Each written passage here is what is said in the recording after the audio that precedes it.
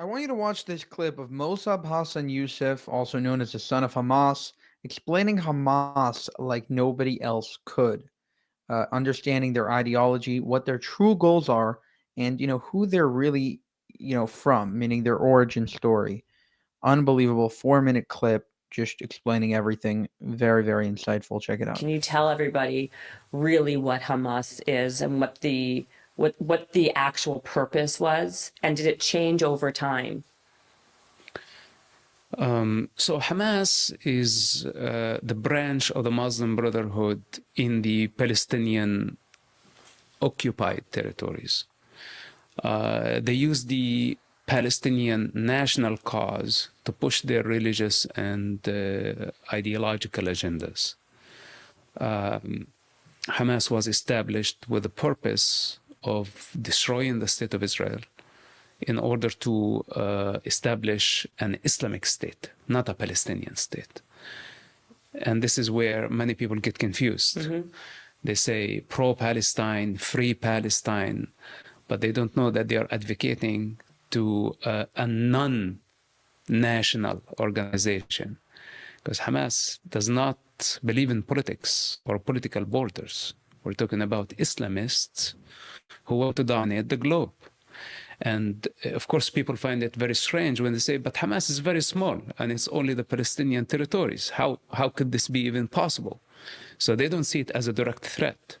What they don't realize that Hamas is just a sub movement belonging to the biggest Islamic movement in the world, and that is the Muslim Brotherhood.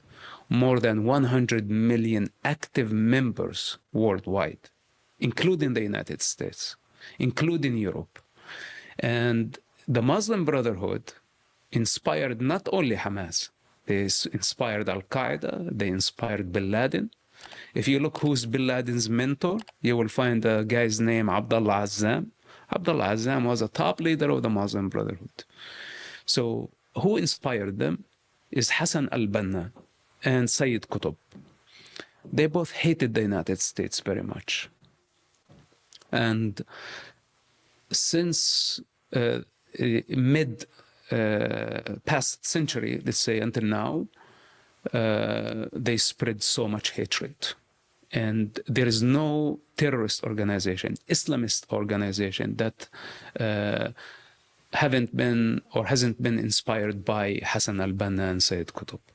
So basically, my father is belonging to this lineage, to this heritage of Islamic, very aggressive, very violent intellect, dogma, cult, whatever you want to call it. So the Muslim Brotherhood then has all these like Hamas is just one of the offshoots. Then you have, like you said, all the other ones. Like, is ISIS one of No. ISIS is not. No, it's not, but they are all inspired. Inspired.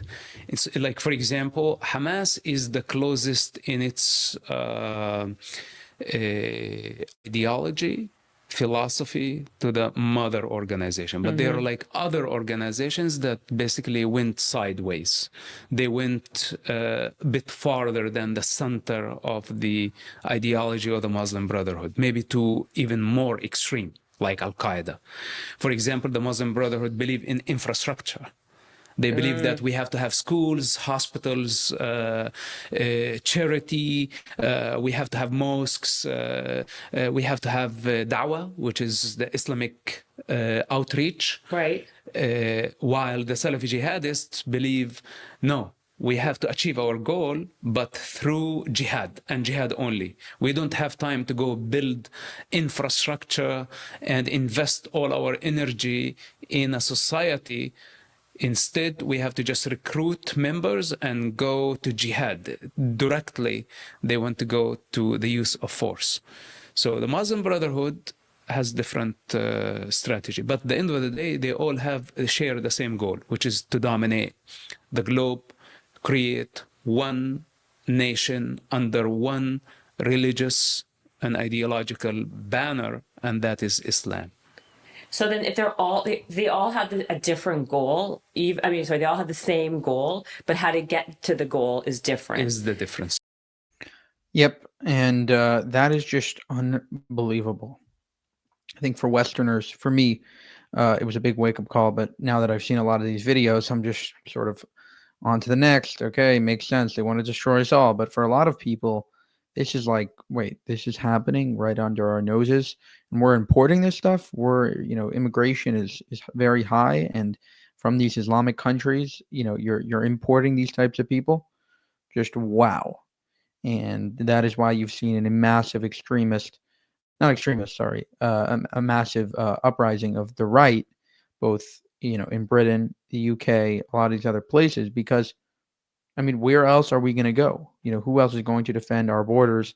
Who else is going to help save Western civilization? Now, I'm in America, but I can sympathize with people in Britain. I mean, you go to Britain. I went to Britain. It was like, wow. It was like a wake up call. Like, it was all Muslim, And when you have that many people that are populating the globe, whether we like it or not, soon Islam will be the global religion, and soon will take over. And the only way to stop it is probably to secure the border and not let any of these people in. And beyond that, I don't know what you would have to do. Just have to have more and more kids, because at the end of the day, they're going to win in the long run. Meaning, we can stop them as long as we want in terms of borders, maybe, but if they're going to have that many kids, I mean, forget about it. Slowly they're just going to beat us out numbers wise, and it's going to be pretty interesting to see what's going to happen in the next 5, 10, 15 years in these Western countries, and whether they're going to reject it or just lean into it and basically give in. For more, subscribe to the channel. If you want to help us make more of these videos, you can go to buymeacoffee.com/JewishUncensored. If you want to advertise on our videos, you could go to JewishUncensored.com. And if you want to help us, continue to bring you exclusive content, go to the channel memberships page and subscribe there. Thank you for watching, and have a good one.